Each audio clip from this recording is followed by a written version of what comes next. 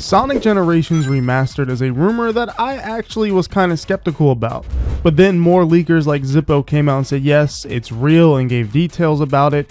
And the person that tweeted this on Twitter announcing that Sonic Generations Remastered is basically a thing also announced a couple other things that would be showing up in a January 31st State of Play. Well, what do you know? Sony just announced a January 31st State of Play a day after the leaker said this. And they also mentioned two games that the leaker mentioned was going to be in this State of Play, which includes Stellar Blade and Rise of the Ronin. So that means, guys, Sonic Generations Remastered is basically confirmed, and we're going to see it on January 31st. But if you're new here to the channel, make sure to hit the subscribe button and hit the like button so that way you don't miss more videos like this and this quick news. So I'm going to give my thoughts on Sonic Generations Remastered. Well, first off, it's crazy that this is even real and it's announced, and well, not announced, but leaked announced, and it turns out it's actually probably going to be a real thing because of this. So that kind of makes me wonder, what else does Sega have up their sleeve? Because we know they're potentially working on a Sonic and Shadow game,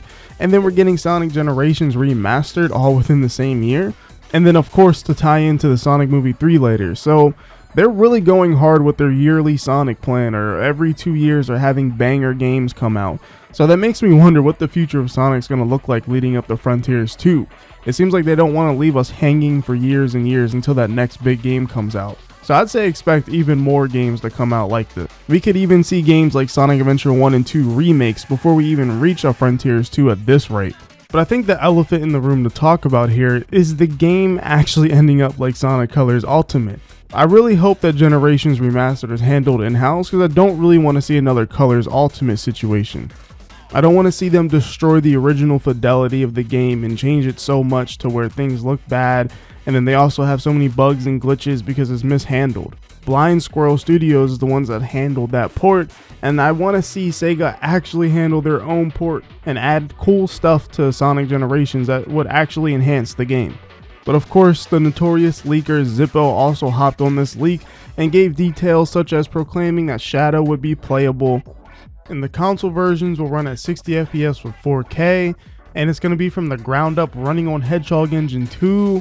And apparently Sega has a very strong mandate to improve the quality of Sonic remasters, so no more Colors Ultimate. And then they're saying it'll release around Sonic's birthday. So one thing I'll say about Zippo this time is he kind of piggybacked and jumped onto this leak this time without actually really being the leak provider, but he just gave more details about it. And if any of these details are wrong, I think we'd be okay to riot about what he's saying this time, because there's only so many times I feel like I can defend Zippo, because he usually does point us in the right direction of the leaks, and it's not like he's usually super far off. But this time, it really feels like he just hopped onto someone else's leak and added more details to it. If any of these are done, I think for me personally, this might fully make or break anybody's trust in Zippo, to be honest. So we will have to be on the lookout for that on January 31st at the PlayStation State of Play. But overall, I do think the best thing about this is that Generations will be getting a better PC port, because the PC port is so old and you need a separate launcher to even configure the settings. It's kind of out of date, and I kind of feel the same way about Sonic Adventure 1 and 2. If they all had updated ports that just had better PC compatibility, that'd be great. And also, these games aren't on modern consoles at all, so that would also be a great way to just bring them back. The only way you can play this on modern consoles is through backwards compatibility through an Xbox, but at the end of the day, that isn't the same as having a native port to the console, because that is emulation, I believe, or just backwards compatibility, whatever Xbox does to make that work. But all in all, get excited, and if not, this could be the biggest troll in the history of mankind if that tweet that person posted just threw Sonic in there just to rile up Sonic fans, even though they know for a fact Sonic isn't in there, but the other stuff they leaked is in there. That would be an insane pull of our leg, and honestly, I wouldn't even be that mad. It would be whatever. But I'm just happy to see that it's probably confirmed, and yeah, so I think I'm kind of excited. As long as they don't mess up the port, I think I'll be okay, and of course I'll buy it day one at Sonic Generations. You probably will too, especially if you're on PC.